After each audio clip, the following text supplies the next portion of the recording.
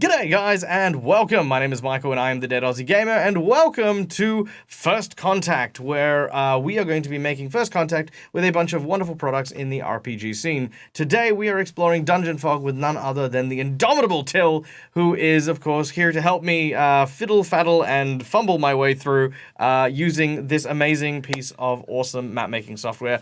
Good morning, good afternoon, good evening, Till. Hello, hi.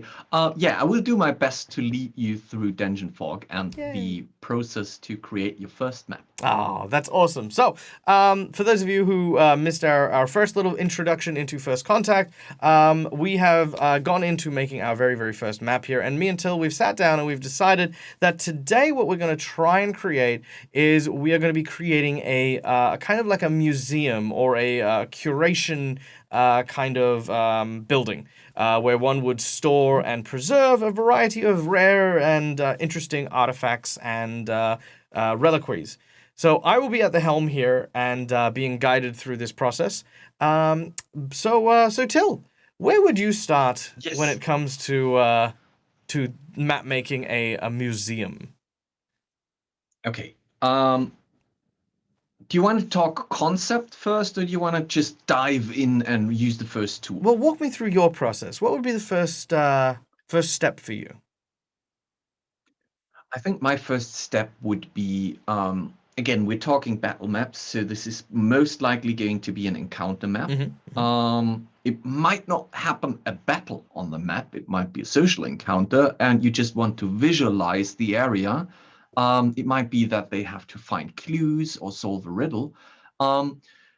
Nevertheless, you're looking for a map there. So I would think of the size and spacing of this area that we are creating. Now, you said it's going to be something like the entrance area of a museum or the display area. Yeah, so this will probably be like, as you walk in, it'll be like the main, I guess, auditorium like area, the entrance hall, the greeting way. Yeah.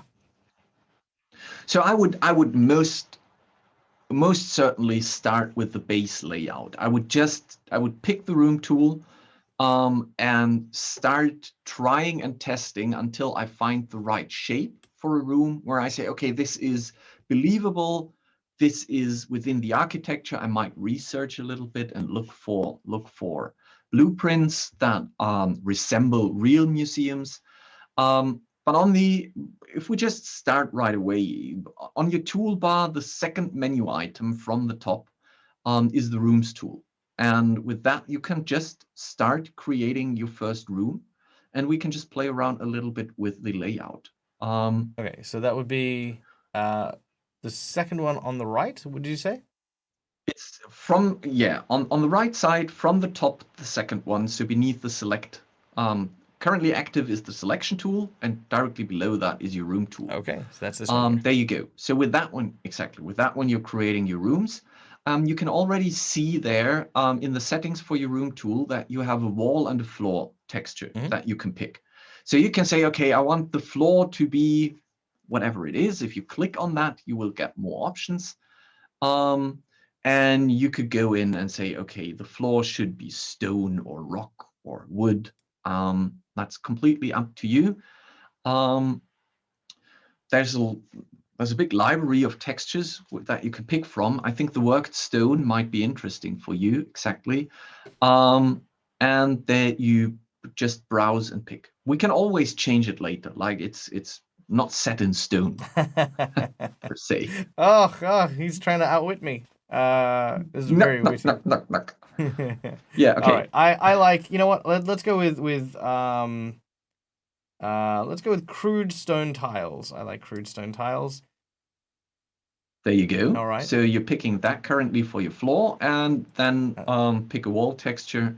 As for the walls, take something darker. Darker, okay. Why darker? Just because I feel like setting the walls off from the floor makes it easier visually to see things. Again, we can always change later, but since we're also kind of recording here, I think it helps the audience if there's quite visual distinction between what the wall and the floor is. Cool. So the last thing is are you happy with the width and the inner and the outer width of your walls? It depends. What is the? I can't read it. So, What is oh, it it saying? says 4. Is it saying, It says, oh, sorry. It says 4 a that's piece. default. Yes. Yeah. That's perfect. Stick with that. Again, we can change it later anyways. Okay. So now you have, if you have ever worked with a vector drawing tool, it's a point-click system where you define the first point. You just click somewhere and you say, okay, here's my starting point. And then you go, you don't have to go square by square, but you just click and All right. Well, let's start with like I guess the entranceway, which I think would be like here-ish. so you're entering from the top. Yeah. Yeah. Okay. Well, if you're thinking architecture, because you're building there, you want to make sure that you got a decent amount of sun coming in from the west in the morning. Then as it makes its way across, you need to make sure that it's there. So northern facing front entrance is always what you want to build. Of course. Sorry. Thank you, Mike. I used to be an engineer. I used to work for an engineering company for a while, and someone tried to build my house upside down. I wasn't happy about it. But yeah, fun fact. You're completely putting me off my track. What did we want? Oh yeah, right. Your grid is 10 feet. That's what you've designed, I believe, Yes. or that what you defined beforehand. That every grid square is equaling 10 feet. So you can now decide how big the entrance is and where it goes. Okay. And you're basically just drawing the base shape. And again, it's a vector system, which means if you're not happy with the points, we can afterwards change them, move them, add more points, remove points. That's perfectly fine. Okay. Well, I think because my symmetry likes symmetry, I think that for me looks like a good like entrance hall, I guess. Okay. I agree. Okay. So. And the second you close it, like you touch the first point that you've created, the room is rendered. Now, I think while we're working on that, you could easily use Control and the mouse wheel to zoom in a little bit. There we go. Which allows us also, as your audience, to see what you're doing. I've pressed. Just press Escape. Oh. Then you will cancel. Aha. There you go. That's it. Your first room is being created. Now, do you want to round up things? Do you think like there should be round walls or yeah, let's I don't know. What would be the next thing? Okay, so I'm feeling like the door is just here, like a 10-foot wide door to enter right along the center. Okay. You know, I would imagine that around here would be kind of like a flight of stairs that leads up towards what would effectively be a circular chamber, like just beyond.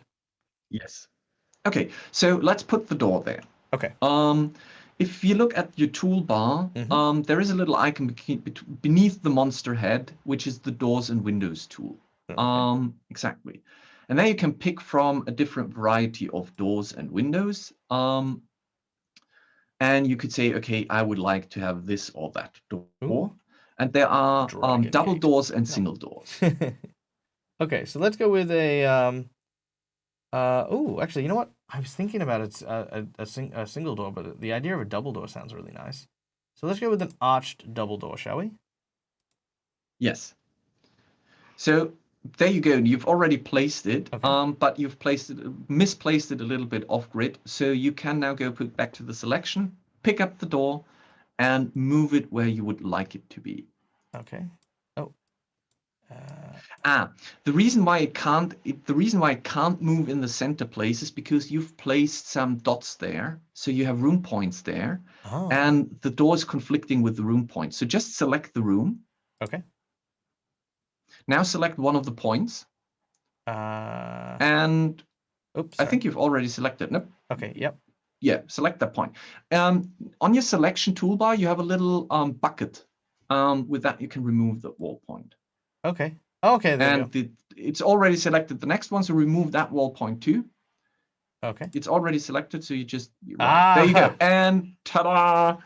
And I love the fact Now that the it did door is that placed. automatically too. Like I didn't actually have to move it. It just Yeah. sort of went, yep, cool, snap.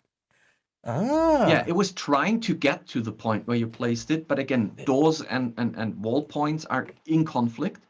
So the second you remove them, he knew what to do. Ah. Okay. That's incredibly clever. 10 points. I think that's awesome. Yay. Okay. 2 points. So. Okay. So you have your room. The next thing you could do is you could add a few brushes to the floor to break up this very tiled look of the floor texture. So when you select the brush tool, you're mousing over it right now. If you click on it, yeah. oh, you already have. My apologies. No, it's okay.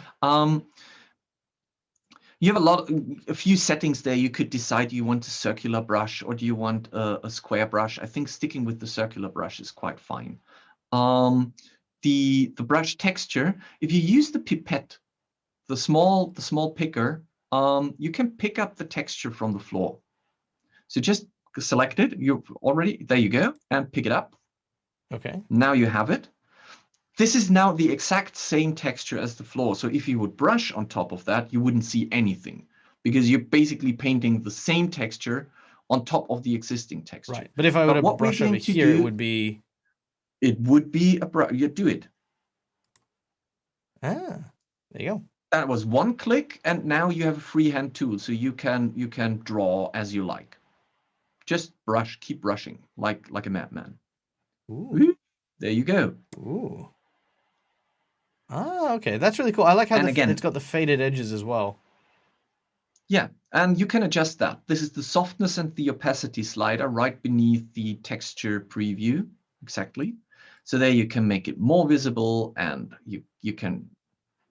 I think you have to release to see what happens. Exactly. Okay.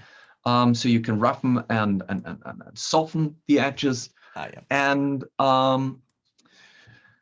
you can also subtract and add to that brush, which means you can switch from right on top. You can see the add and subtract buttons, which means that if you would go into subtraction mode, you would now remove things from that brush. So you could say, like, I don't want that. There you go. Ah, okay. So that is a I think, very powerful way of shaping the brush that you would like to apply.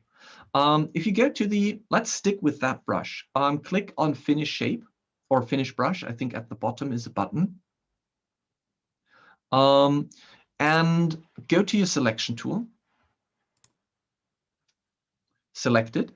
Select the brush. And now let's change the texture up a little bit. So it is already selected. So all you need to do is click on the texture.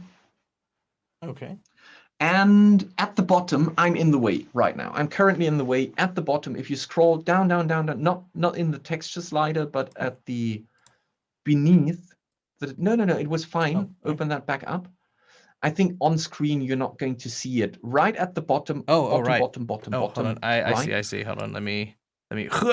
Yeah. There you go. There you can change the color of your brush. So you could go in there, you could go there, and you could say, well, let's make this a little bit darker. So you go to the lightness slider and you turn it down a little bit. Oh, now you're making it black. I got to remember to let things go. Yeah, there you go. And a little bit above, you see scaling 100%. Put that to 200%. Oh, no, that's that one. There we go. There you go. 200. Right. All right. And press enter. Yes. So now take that with your selection tool. I think you're already in the selection tool. So you just drag it into the other room. Okay. Like, let's put it there. You have to drag your mouse at least over the room. Then you can readjust. Okay, so now it's there, and now you can move it a little bit. So wherever you drag it, you're now kind of adding to the floor texture. And you can play around with that until you feel like this really fits the corners. You could make, you could either make a pathway from the door to the staircase that has a little bit of a different texture, or you could make something like cracked, darkened edges there, just by playing around with the brush and the texture. Okay, so what I could potentially do here is go with, let's say, a tributary stone. Mm-hmm. And then what I could do here is I could go to my tool. I could... You want to edit the shape, yeah, or you want to brush on top of I'd that? like to edit the No. shape. Yes, select it. Okay. Go into edit. You already have the there we big go. edit button There we at go, the there we bottom. go. Okay. There you go. All right, and then what I want to do is I want to take out that, and then take out that, Mm-hmm. and then... There you go. And then, yeah. And then create Also, by the way, since we are there, don't press finish. Go with your mouse over the shape. that shape? And right click. Ooh. What's... You see that you have those little icons where, for example, the stop button means finish shape. The others are, I can't see from my perspective. Up the top we have a plus symbol. Yeah, which means you could now switch to add mode, so to add to your shape. Okay. On the right we have it's like a pointer directed to the top left hand of a box. I don't well, let's know push at it. the Let's moment. push it. Let's I see would what have to happens see there. it. I think you probably have duplicated it either, or you have. Oh, it's. I think it's set to lock point. Okay. Yeah. So you got the top left. Now there's another button that's shown up that says bottom right, but then there's another one that points to the center. I think that's a snap. Oh, you're switching between the snap modes of your brush. Okay. So you can snap to the brush. Do not snap to the snap to the grid. My apologies. Snap to the grid. Not snap to the grid. Snap to the center or snap to the corners of the grid. So you can define the snapping options. Okay. Then there's the stop symbol. This is finish brush. With that, you could finish it. Yep. And then there's the tick symbol. Probably that one is the finish brush, but right. The stop symbol is not a stop symbol. That is the switch to square brush. So the brush tip is currently round. If you click that, you will see that you now have a square. Okay. So the tick box is the finish. Oops. Yay, Alt Z. Control Z. Yes, works. Okay. Yeah, there you go. There we go. And again, either to the left, to the right, finish, or on the shape, right click and tick box. Finish. All right. There we go. That's kind of cool. I like that. There you go. That's rad. Sweet. Me too. Yeah. Now another interesting part would be to fiddle around with those two angled corners. So if you go into your select mode and you select the line that is connecting the 2 points on the angled corner. So select the... That's the point. Okay, so... Yeah, select that line, exactly that one. Okay. Because now you have selected the line, which means that you can, again, in your toolbar, you can switch from straight to circular. Here we go. Straight, so top right-hand side, underneath where I've put the first contact thing, there is a little drop-down bar. Mm-hmm. So circular. Yeah. There you go. And now it's a circular thing. And if you want to change it, you can touch the points and shift them around. Okay. This would be Bezier if you really want to nail out the details. I personally prefer the circle. It almost always solves my problems. All right, so that's cool. And then there's also the curved one, which was the more elongated one. And I think that'd be kind of cool for like alcoves and stuff like that. Yeah. So and the center point is shiftable. So if you don't like the amount of curvature that you have, if you mouse select now this little center point of the pizza and drag it around, you will see. Yeah. Okay. That was the center point. Okay. Yeah. I got it. Okay. So that's the center point. Mm-hmm. Just drag it around. Oh. I see. That is badass. I like that. Drag it outwards. Drag it outwards? Oh, so I You could. can invert the, yeah. Oh, that's cool. That is really cool. It is. It's almost and like playing. fairly simple to It's do. almost like playing with putty. Yeah. It's very cool. It's very yeah. It makes me feel like I'm playing with clay at that point, like where being able to bend and shape. To shape your stuff. Mm. Okay, so now we have that. Before we add props to that, let's do one final adjustment for prepping that room for the staircase. If you select the bottom wall of your room and just right click on the wall, you have a little you have a little point adder. This is the hide wall. With that, the wall would turn invisible, and this one, the little point tool, is where you can add a point. Okay, so we got the eyeball slash where we can hide the tool or hide the wall.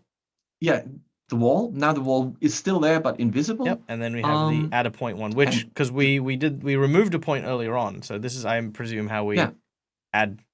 Yeah. So just click it because now we're adding a point. Move it to, I would say, because now it's in the center. How wide should the staircase be? I think that would be a good point. Okay, yeah. To have one here and one on the opposite side. Kind of like that.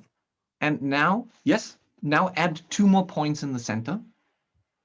In the center. Yeah, just one more, and yeah, you can drag that already if you like. And so like there. Right.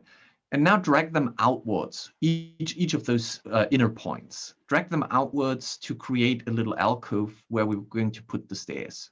So I would, either like that, or now shift them each a square so that we have a 90 degrees angle. Oh, hang on. You're selecting, just select the point. Yeah, there you go. All right. Because now this is where we're going to put our stairs. So our first prop. And the prop tool is represented as a little chair symbol in the toolbar. It's there you go. Ooh. And just because there are so many props, we know that our prop search is getting a little complicated, and we are about to rework that. But right now, the easiest way to find stairs is to type stairs in the search bar. Stairs. Here we go. There you go. And those are just the stairs from the, I think, fantasy pack. You will see that it still has other folder options, which means the tool says, oh, I have stairs in here too. These are the ones. There you go. That's exactly the ones I wanted to show to you. Now, before you click them down, with your shift and mouse wheel, you can rotate it. Yep. And Control Shift and mouse wheel, you scale it up. And now just click it, and it will be placed wherever you like. Okay. I like that. So we now have stairs leading up there. Now to be that guy, because I just want to ask, because that's obviously a carpet or something like that. One, is there a way to change the coloration on the carpet or any of the assets like that? Yes. How do we do that? Select. I did it. There you go. Now play around with the colorize. And the lightness will allow you to even emphasize that. There you go. That's so pretty. Also, I think the drop shadow isn't looking that good. So right on top, you will find that one tick box is active that says drop shadow. If you turn that off, I think it might blend better with the map. Okay, off it goes. So the drop shadow is what exactly? The drop shadow will create a little generic shadow beneath the prop that tells you that this prop is hovering or has a height. So for example, if you put down a carpet, you don't want the drop shadow because then it would look like you have a floating carpet. Or if you put down spider webs, turning off the drop shadow allows them to blend better into the scene. Whereas if you place down a table or a chair, a drop shadow gives them a nice field of death. All right. So just for the exercise of it, let's add some spider webs just to kind of have a look here. No, yeah, there you go. So there we go. Okay. All right. So there we have some spider webs which look flat on the floor. Oh no, they're okay. So there we go. So that is the difference. So there's no shadow. That's the difference. And then you have the shadow. And with shadow. And it's up to your discretion whether or not you like it or you don't like it. But for those spider webs, for example, I would also play a little bit with the visibility, because you can select the prop and you can make it less visible. There you go. Now, if you want to reuse the same spider web, you don't have to click it again. All you need to do is press Ctrl D. Control D. Yeah, for duplicate. Oh. Now you have a duplication of that spider web on your mouse cursor, and you can, again, with Shift, rotate, just place it wherever you like. If you are working precisely to angles, you can always select a prop and press R.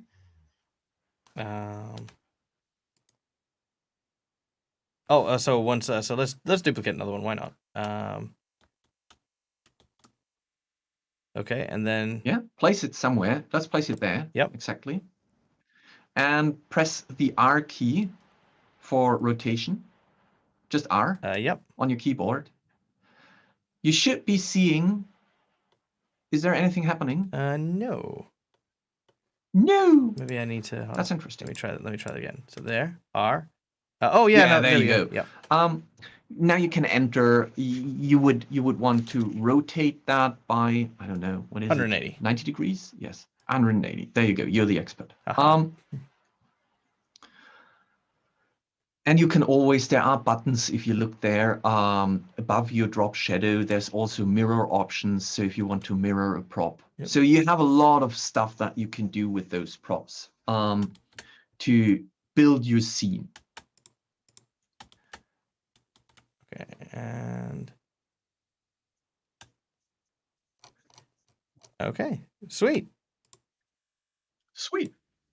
How about we add some light to that scene? All right, let's do it. So to add light, we need a light source, which means we need a prop that emits light. I'm a big fan. That can be any prop. Oh, I am a big fan of sconces. Is there a sconce? There's guest artist, Keora. Wall sconce from Keora. Oh, look at that. They get a little piece of Keora on my map. I love it. Okay. So, wherever you like it. Okay. I'm feeling there. Okay. It's not emitting light yet, which is fine. We're going to change that in a second. Okay. Don't place both of them. You're going to hate it because it's easier to set up one light source and then duplicate the light source. Get out of here, light source. Yeah, just press delete. Yep. There you go. Okay. Now select the one light source. And again, I'm sitting in front of it, so no one is going to see it. Right here is a little icon that is a light symbol. There you go. When you select that, here I'm back.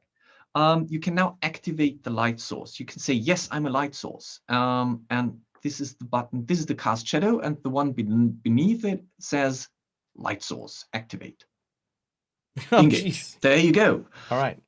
This thing is now emitting light, and you have a lot of control over how that light looks. Like, for example, the range, what you're currently playing with, the saturation and lightness. So you could say this is a very red light, or suddenly it becomes a very greenish light or a purple light whatsoever. But your scene is, we're starting every scene at full ambience. So at the top of your light settings, you will see that there is a level set up with the room and the stage ambience. And we're starting with 100% because you, as a map maker, you want to see what you're doing.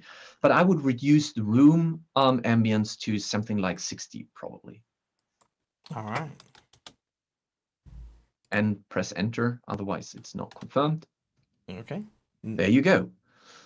And suddenly you have a very nice light source here. That's cool. And if you would ramp up the range a little bit, I would say bring the range to, I can't read what it says. So right now the range, I've got a 9 square, or 0.9. Yeah, make it, yeah, that's good. That's good, because now, as you can see, the wall is starting to create a little drop shadow, the upper wall. And if we would take a little metal armor, for example, if we look for something like a knight statue or whatsoever. Oh, gargoyle. A gargoyle. Well, there you go. I like gargoyles. Pick a gargoyle. Rah. And put the gargoyle somewhere in front of the light source. So there you've placed one here. That's fine. If you can't reach, because yeah, there you go. You can always also press the Alt key and cycle through all the props beneath your mouse pointer. Oh.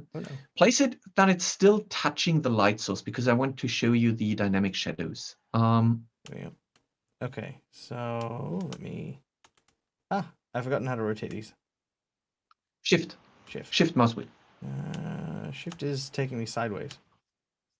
Okay, in that case, just place it down for once. And click then on your selection tool. And then press R. And then. Yeah, for example, or now Perfect. sometimes perfect. Actually, you know what? Okay. Change that too. Yes, please. Aha. There we go. Haha. It's looking inside. Yeah. Okay. I like that. Click on in your light settings, because the light settings are overlapping your whole selection at the moment, which is perfectly fine, because that's where we want to go. There you have the cast shadow switch. And I feel like the reason why this prop is not casting a shadow at the moment is I have to select that one and then have that one. No. This was perfectly fine. Select the gargoyle, activate the cast shadow. Okay. And now move the gargoyle a little bit away from the torch, because it might be. Okay. This was one of the problems that we had with the initial asset pack that Keora and I created, and we are changing that now for the new marketplace. When the selection rectangle of the gargoyle and the selection rectangle of the light source share too much of the same space, they can't drop a shadow. We're doing something different. Okay. So place the light. So what if we? There we go. There you go. Okay. But you could have also fiddled around with that by turning off. Move it to where it belongs, where you want it. Okay. Because you want it to be sitting here. Now select the sconce. Okay. Yeah, I think there's okay. Okay. There's a little slider when to your shadow length of the gargoyle. Okay. Like this is the light source slider, and this one has also a slider that defines how far should the shadow go. So if you're reducing it a little bit, you would see that the gargoyle is casting quite a nice shadow on the floor. Okay, so I like the little now shadow. Now let's look. Let's do the same thing for the other side, but let's take the quick route. Okay.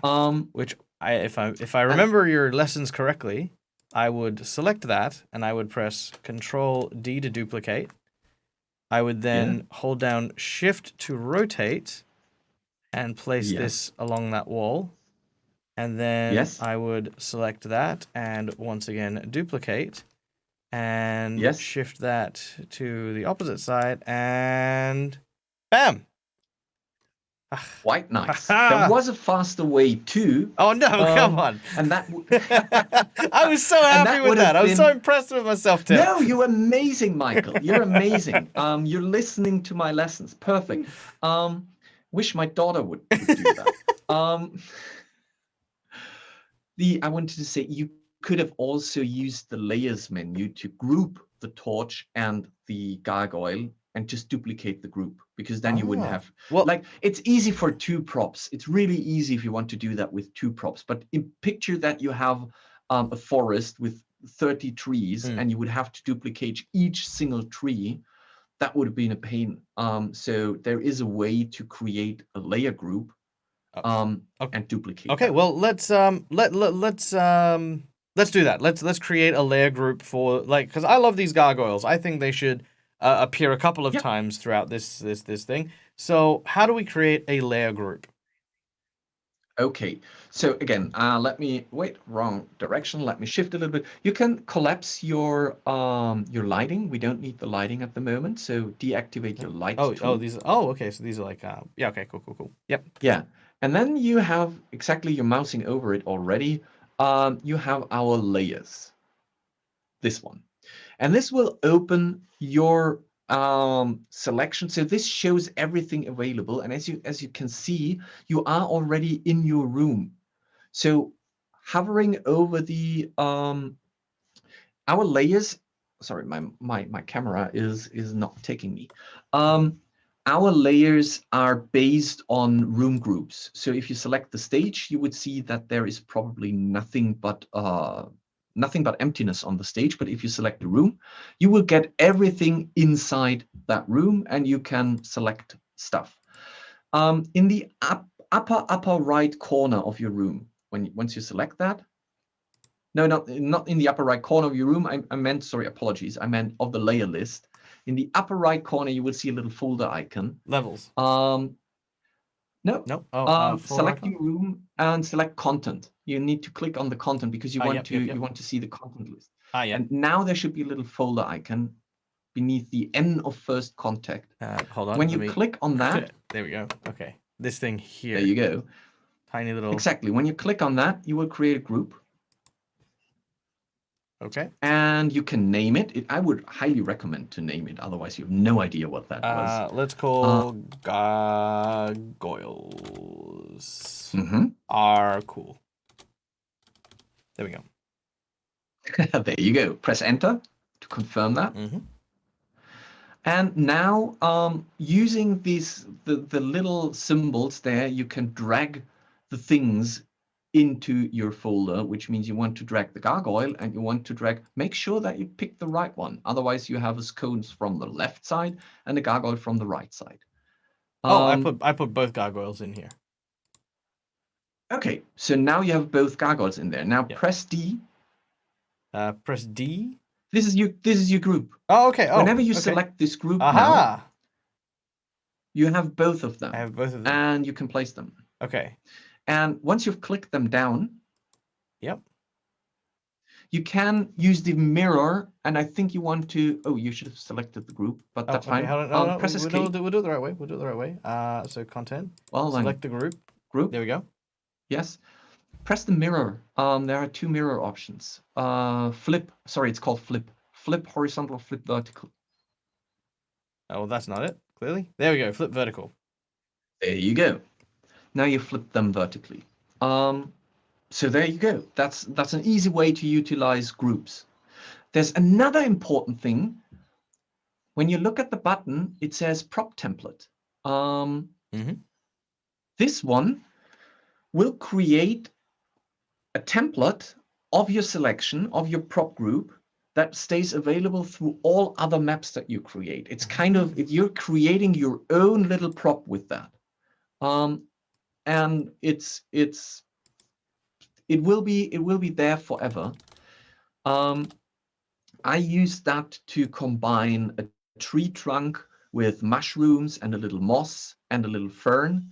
So now whenever I need a rotten tree trunk, I take this from my prop library and I have all of them available. Nice. And that's kind of through layering to kind of give it that kind of that vibe, right? Like placing things on top of. Yeah, and the idea is that you yourself can create combinations and combinations of assets that we throw at you, even with brushes and shapes and all that stuff, to create your own little prop. Because another good example is, we might not use it here, but you will definitely run across the problem, is when you have a group of chairs and a table, you really want to save that as a prop template, because then you will never have to place chairs and tables anymore. If you hear the moaning in the That is my dog who demands to be fed. It's feeding time for him. Apologies. No, that is okay. As many of the fans of the Dead Aussie channel know, dogs, cats, and birds have full rights to my channel. So long as if ever I come visit you, I get to pat the aforementioned animal. Yes. He will be more than happy. Excellent. Okay, so I think this is shaping out really, really nicely. Like we're seeing a lot of definition. We're getting to see a lot of the different stuff here. What else can we do to snazz this place up? Let's well, let's give it a label. Let's name it. Yeah. Let's put a little text on top of it. I like labels. Okay, so is that yeah, it's again in the room. Sorry, the toolbar. Okay. Just the toolbar. Oh, yeah. And when you go to the toolbar, from the bottom of your tool selection, there is a little T that stands for, no, even further up, there. There you go. Type the text, pick the font, and place it wherever you like. Oh, okay. In the big white text field. Let's call this. In the white area? Nope, that is, in the white, that is the color. Oh, God. Okay. Oh, this area, right. I'm sorry. This is the one. That's fine. All right. So let's call this museum entrance. Yes. Let's call it the Watchers. And you know what? Like with the gargoyles, we could easily make like a puzzle here that after during like operational hours, like it's open and it's free, but there's no real security guards here. But the gargoyles are actually there's 2 fake gargoyles, which are the ones by the stairs. Ooh, nice. But those 2 in the shadows, they're actually real gargoyles. So they're kind of like the night patrol, as it were, the museum's night guard. So if someone comes in, not only do they have their bonus to stealth from being gargoyles, but because of the way the light hits the room, they're also in the shadows in concealment at the same time. Yeah. Nice. So I like that. Okay, so there we go. This is just place it somewhere. We're going to style it in a minute. Bam. There we go. Bam. Okay, now select it with your selection tool. There we go. All right. Yep. Yeah. And now let's pick a font. So the font style currently is Roboto, but you can look into the favorites. All right. I think on the top there are some favorites there. What's attack graffiti? Oh, that's so cool. That's okay. I love that font. That is hilarious. That is awesome. Let's see. Oh man. I hadn't even honestly considered how much has gone into fonts for this. Holy heck. Oh yeah, no, that one. I like that one. Yeah, there you go. That's a cool one. And to spice it up a little bit. Yep. Sorry, ignore me. I'm just in awe. Just bear with. But yeah. No, definitely Hobbit. If you want to take 5 minutes clicking through the fonts, I can quickly feed the dog. Oh yeah, no, I absolutely will. Soon eat me. Yeah, no, feed dog. Dog need food. Michael, not distracted. Wow, these are so good. These are so pretty. Oh, that reminds me of like what's the thing? Stranger Things. Not Stranger Things. What's that movie? Well, what am I thinking of? It's What a Strange Life. That's the one. Yeah, that's cool. These are so pretty. So yeah, I'm learning a lot. I'm learning so much. I hope you guys are as well. If you are, please guys, hit that like button, hit the subscribe button. Be sure to go and check out Dungeonfog, because they also have a YouTube channel which is filled with all kinds of goodies as well. So it's always an absolute treat to be able to see Till at his best with everyone who shows up on their YouTube channel as well. And also, there are a lot of amazing tutorials narrated by our beloved Guys Clanders. Oh yeah. So if you need assistance, if you don't know how a tool works, if you want to find out how you can do this or that, there is a quite vast amount of tutorials on our YouTube channel that you can always check out. Yeah, there you can adjust the font size, so you could make it bigger or smaller. And because it's hard to read at the moment, I would activate at the bottom. Oh, okay. Keep it white for now. The bordered tick. Aha, beautiful. Yeah, it's a little bit too much, I would believe. So reduce the border thickness to 8 or 6. I think that's good. Five's a nice little... I think that's good too. Also, you could decide that this also drops a shadow. Drop that shadow, yo. Oh yeah. Drop that shadow. It's not affected by the lighting because it is a map decoration. That's the little yellow tick up here. How do you know that how do you know that that's what I was looking for? I was like, does it cast the shadow? Yes. If you would turn that off, if you would turn the map decoration flag off, and now you would go into the light settings. Oh right, yes. Light settings. And turn the drop shadow. Is there a drop shadow option? There's no drop shadow option. Oh, so Andy was clever enough to prevent that. Because otherwise it would behave like a prop and it would cast shadows, but this would be very complicated for text. So I think Andy turned it off intentionally to not break the system.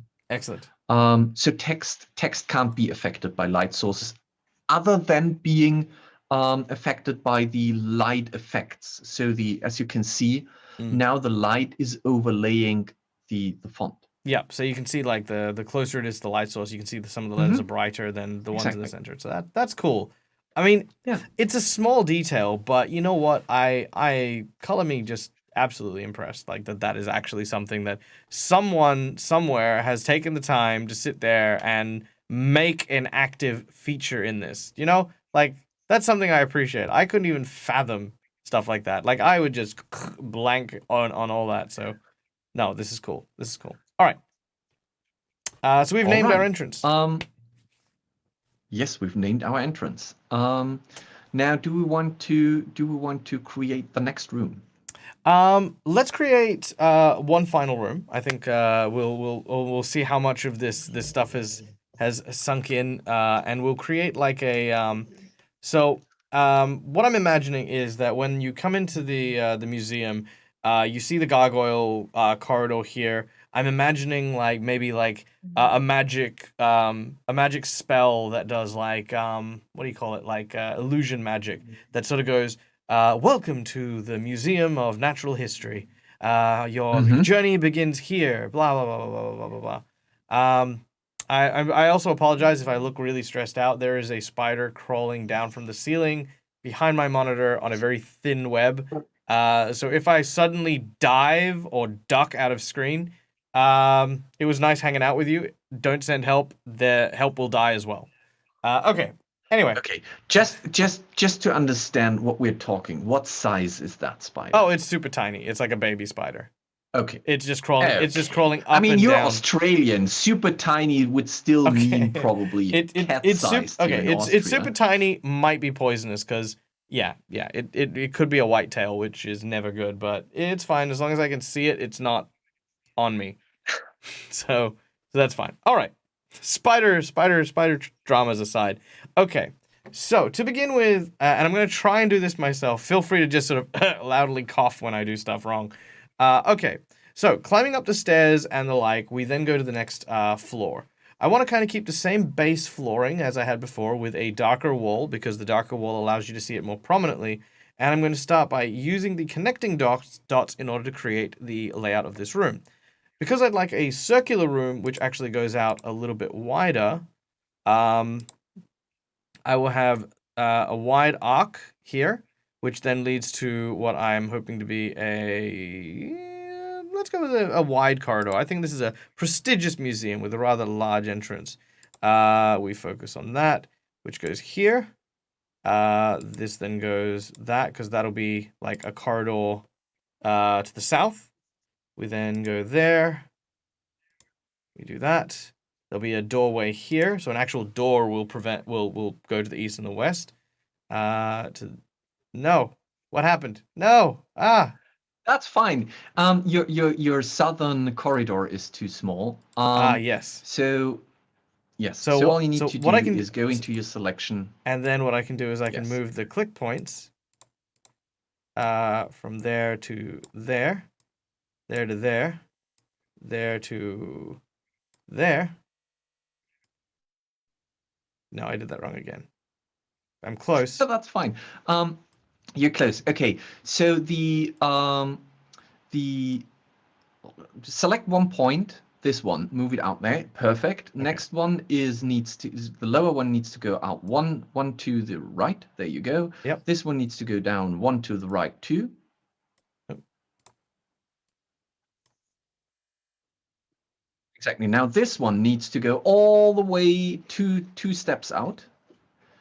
Exactly, and this one needs to go up, just up. And now the last one needs to go on. And now we have a perfect symmetry. Yay! I think it's still not right, because if you look up, no, we have a perfect symmetry. My apologies. Okay. I was just... All right. So now, it's creating a web. Help me, someone. Okay. So now what I want to do is I would like to make these into circles.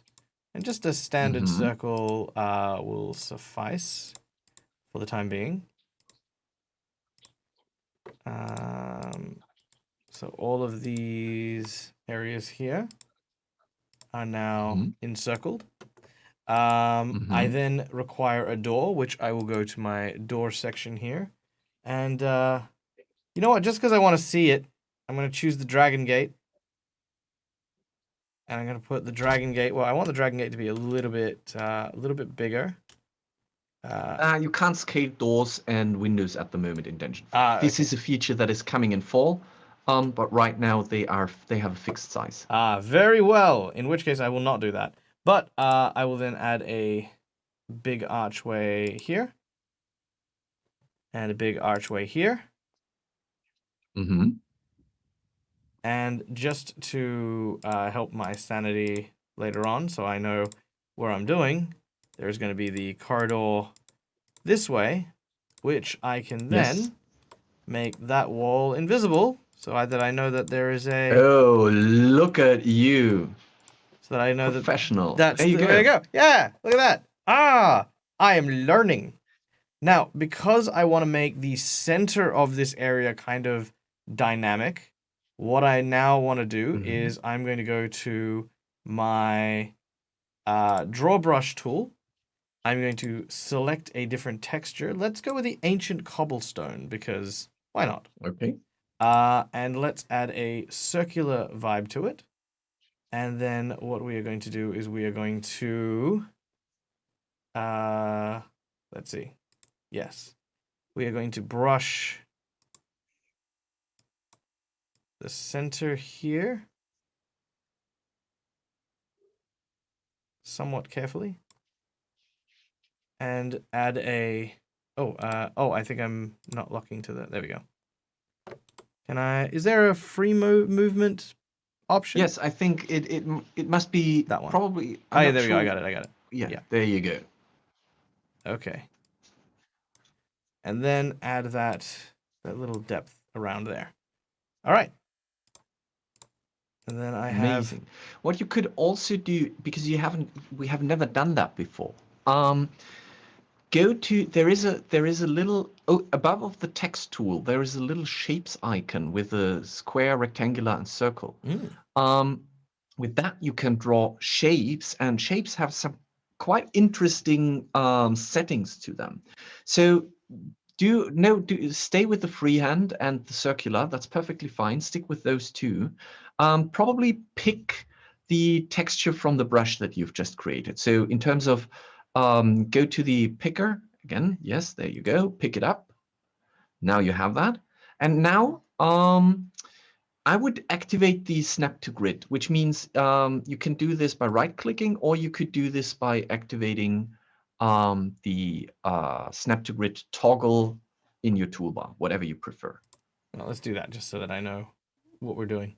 Okay. Okay. And I'll go with the central one. Good. Yep. Yeah, just right-click and it vanishes. Okay, now just draw a line from from there to the symmetrical opposite. Okay. Okay. Yes. And now select that. Go into the selection mode. Okay. Select it. There you go. And now make it activate the little inner shadow.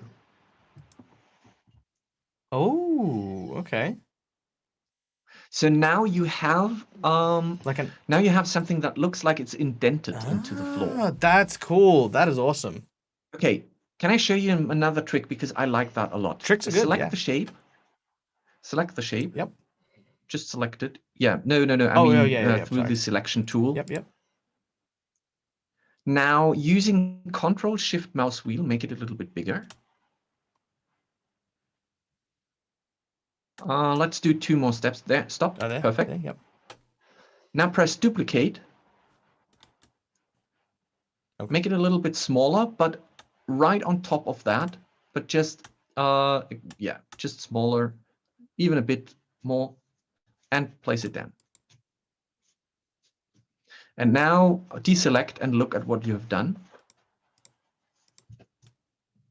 Oh. You're now creating something that looks like it's, so you can easily create something that has an indented stairs or updented, because you could just select the inner one and switch from. Well, I'm actually wondering, because this would be very cool if there is What are you looking for? water.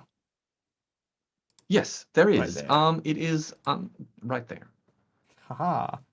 And then what we could do is we could that looks like still water. And then by changing the texture there and maybe making it slightly opaque, we can see the tiles underneath, while at the same time it looks like there's a recess of water there. Yes.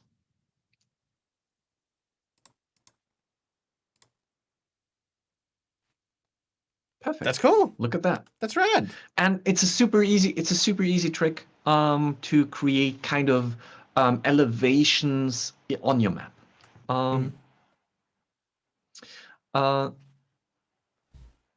Another quick trick, because that was itching me since you've created the corridors. When you select the brush tool, pick up the stage texture. The stage texture being this one? Green, no, the green stage, like the green grass from outside. Oh, right. Yep. Yep, you have that. Yep. Tick the above walls tick box on your brush. Okay, yep. And now brush slightly over the edges of your corridor. Over the edges being like here? Yeah, yes. Okay, let me just move across a little bit. So like that. Ooh. And when you now go and reduce the amount of softness on your brush, even more, almost, yeah, something like that. You can, that would be probably too much. Yeah, you can now select the shape select the brush, shift it around a little bit, but it's a very nice, like, especially when you're playing with the rounded body of a square, of a circular brush, you can create quite amazing blends. That says, okay, there's a corridor, but it's going to be on a different map. Okay, I see what you're saying. That's cool. Yeah. So then, that corridor could be like several miles long, leading into a different entire map altogether. Yes, true. That's cool. Okay, no, I like that. I love that. That's amazing. Yeah, let's bring in, just because it's such a dark room, let's bring in a light source, and then I feel like the rest is up to you. Okay, yeah, let's finish whatever you would like to do. Yeah, let's do it. I think we've gotten the tricks here. Let's oh, you know what? I'm gonna test you out. Let's go with a oh no, that's the door. What am I doing over here? I'm going to go with a chandelier. Chandelier. Oh my god, there's chandeliers. There you go. And there's even lit and unlit ones as well. Yeah. like oh, of course. Why would there not be? All right. So let's make this nice and big. Then put that there. And it already has a lighting dynamic to it.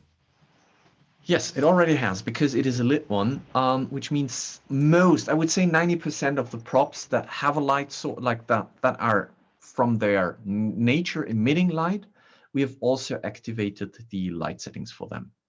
So there you go. There you go. All right, and just because I feel like we can, just to prove that I had been paying attention, I'm going to change the color of the chandelier to a green, and then in turn, Yes. by increasing the saturation, I can then change our lighting here to a similar green as well. A similar green. So there you go. Yeah, so there you go. So with that, you get to play with a whole bunch of different stuff, and I think we also have the casting shadows thing enabled. So let's head back to our layers and go back to our previous room, which we will use to go here. We will select our gargoyles, and we will duplicate them, and then place the gargoyles here, which, as you can see, have the shadows and are good to go. Perfect. Yes, they are.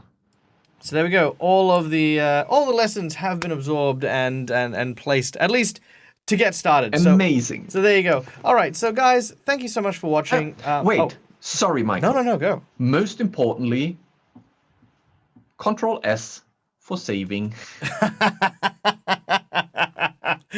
I feel like that's a lesson I should have done right at the start. Yes, always hit Control S, even if it's by accident. Yes. Also, there is a little in the upper right. There is a little cloud icon. That when you click on that, it will also save. All right. Let me. There is a small. I was gonna say, let me very quickly highlight that one. So that one is right here on the map there. Yep. We have an auto recovery system if your browser crashes. So we are constantly writing a backup in your browser local storage. But that doesn't save you from, if you want to save it to our database, you need to press save eventually. And that you should do. All right. Water. And then adding in all that sort of stuff, we can go to. Now, if I have something previously selected, like say I used the other one, is there like a quick reference to like, this is the one you used last, or? Well, you just pick it up and duplicate it. Then you would have exactly the same settings and all the stuff. You just change the text in there. Oh, we have another nice thing that I want to show you. Lastly, I would say. Yeah, totally. Once you're done, once you're happy. Okay. Come on, Mike, you had everything else. You can get this one.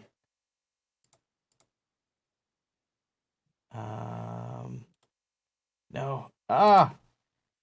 It was.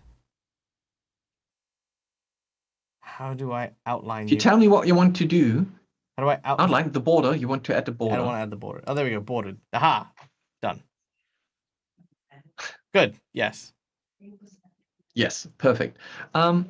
Select once you're done, once you're happy, select the stage. Just click outside.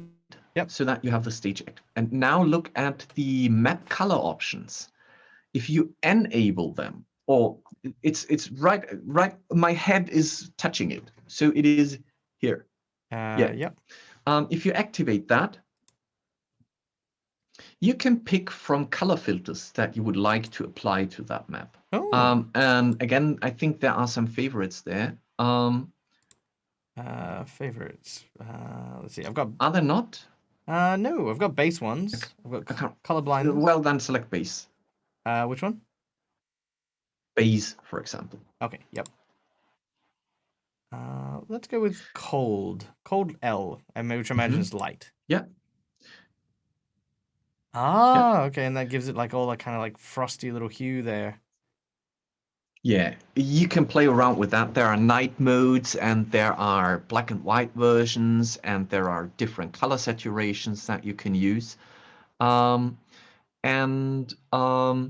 cool thing is that whatever you pick, it starts to, you can combine that with the existing color setting.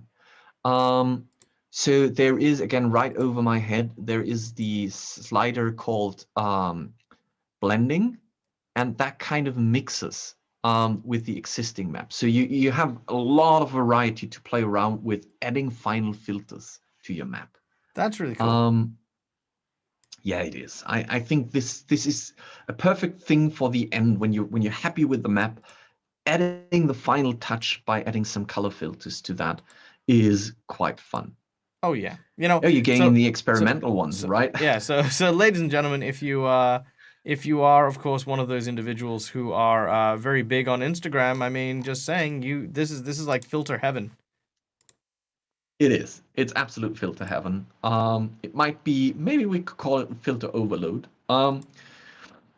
So that's why you have a favorite system. If you find a filter that you feel like, okay, I'm going to reuse that, click on the little heart icon and it will be added to your favorites. No, that's so cool. Awesome. Yeah. Any other? Last. Oh yeah, go on. Yeah. Sorry. Maybe you want to export the map. Maybe we should see what you can do with the map afterwards. Because on the top, Yeah, let's do it.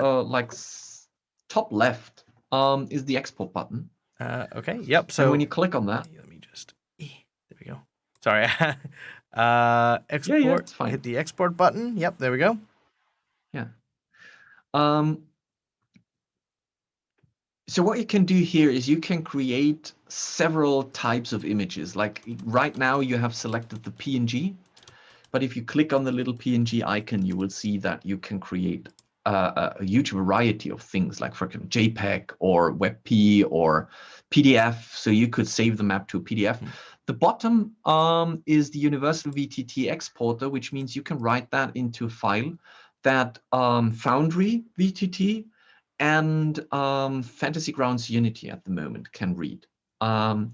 So you need a plugin to make that work in Foundry, and you need a plugin to make that work with Fantasy Grounds Unity.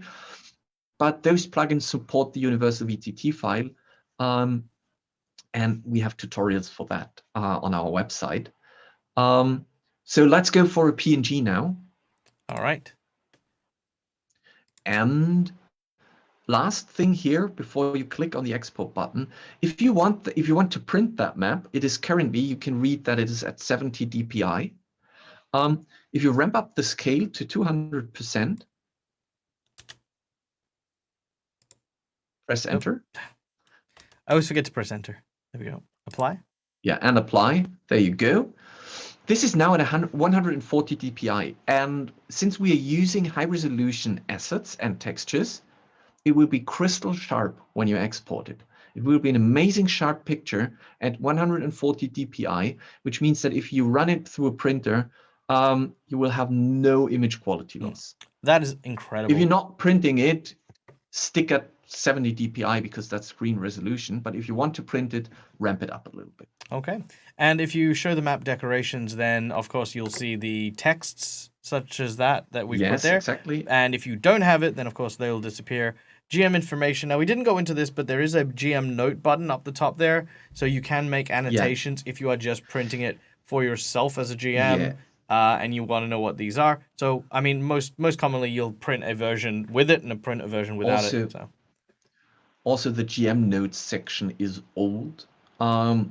One would say ancient, and it's being reworked at the moment. So there is going to be a big update somewhere in early summer when we bring out the version 2 of our GM note system. So looking into that right now wouldn't make much sense because it's going to change quite drastically. Awesome. Michael, you're an amazing map maker. You should have started much earlier. I should have. Now you know what? You can't go around and tell Janet that I did this with you. Otherwise, there's gonna be like words about like why I haven't jumped on World Anvil yet. But no, you know what? This is this is very much long overdue. This is something that I've wanted to do for the longest time. But I mean, there are people who GM, there are people who write, there are people who create, and there is obviously a part of the hobby for everyone. And I'm so glad that I'm now for the very first time, starting this up, because it doesn't matter when you come into the hobby, it doesn't matter how long you've been there. It doesn't matter if you've just arrived or if you're like me, you've been here for like over a decade. It's always a good chance and always a good time to pick up new skills and try these things, because you'll never know what you're going to just absolutely love. And I can tell you unequivocally, I have loved playing around with this. It was, like I said, the first room was, kind of shaky, learning from, like Till and, getting bits and pieces, but everything sank in so quickly. The second room was a piece of cake, and then it pretty much came down to, hey, look what else you can do with those simple, basic fundamentals. Yeah. So, guys, I usually say that you're being very fast in Dungeonfog, which is a terrible lie. It is very fast to do things in Dungeonfog, but you will waste hours and hours of dishing out the details once you know your ways around the system. It was a lot of fun to watch you, because I was seeing the same thing. It was the first clicks and moves were like, oh, where do I need to click? What do I need to do? And you speed ramped up. So I assume if you would sit down and finish that map, the whole map, it will probably take you another hour, then you're done. And it would be an amazing map. Oh, thank you. You're so kind. And, I guarantee that it would take me a few hours while I literally go through all the amazing assets and stuff like that. Really, truly some incredible stuff here. And, I'm absolutely going to be creating a few maps for a few different things here and there. One thing I'm going to be starting at looking at doing is following suit with Guy and making a few of my own custom encounters and custom maps for my Patreons and the like, as well as other things here and there. Just because, I want to upskill myself, I want to learn these new things. I want to stop being afraid to try them out and get into it. So First Contact is a great way to inspire myself and, of course, hopefully inspire you in the audience, because literally if someone like me can pick this up, I have no doubt that you can grab it too. So thank you, Till, for taking the time, and of course, a very big thank you for making this amazing, being part of, the incredible team that has made this software available for everyone. Once again, guys, if you are joining us for this video and haven't watched the previous video, where we made First Contact with the website and stuff, the link will be in the description below. It covers everything, like what you're going to see when you first arrive, all the different places you can go to navigate the website, and of course, more importantly, if you want to support these guys and what they do, by subscribing and allowing yourself the full enchilada, like the big ass toolbox filled with stuff, which, like I'm telling people, it's like, just don't go to Macca's one time a month and you can afford a subscription to this, right? That's literally all it costs. So yeah, go check that video out. All the cool stuff there. Till, is there anything that you guys are up to right now that you would like to let people know about and check out? Well, there are many things. Like, just briefly, May the 4th, our marketplace is coming. This is going to ramp up our asset library from, we currently are about 5,000 assets. It's going to add another 5,000 assets from Chaora, Forgotten Adventures, and more coming soon to our asset library. New textures, new props, new fancy stuff. We have ardent roleplay in the marketplace. So if you want to bring augmented reality to your games, check them out. There is the GM nodes coming in summer. So even if you're not up for a game at the moment, keep an eye out for Dungeonfog. Just follow our newsletter or subscribe to our website and stay up and informed, because there's going on a lot of stuff. I think next week there's going to be a Deus patch. This week is going to be a Deus hotfix, and then by the end of May there's going to be a big Deus update. Welcome to my life. There's a lot of things going on, and it's all just in time for the world building workshops. And it's all just in time for the world building workshops. Yeah, the world building workshop is coming up. Michael, it was so much fun watching you. Thank you very much. And to all of you, as always, happy map making. Yeah. All right. Bye, everyone. Bye.